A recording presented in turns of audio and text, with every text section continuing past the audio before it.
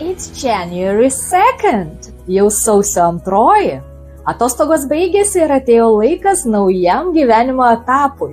Išmokite 4 gražias frazes ir kalbėkite apie naują pradžią angliškai. Make a fresh start. Pradėti iš naujo.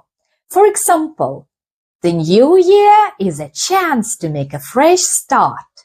The new year is a chance to make a fresh start. Start afresh. Pradėti naujai. For example, it's time to forget the past and start afresh.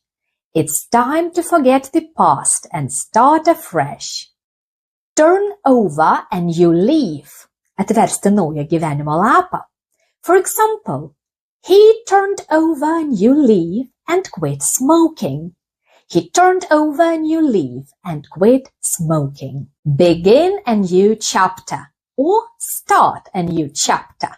Pradėti naują gyvenimo skyrių. For example, are you ready to begin a new chapter in your life? Are you ready to begin a new chapter in your life? Parašykite komentaruose, kuri frazė jums patiko labiausiai.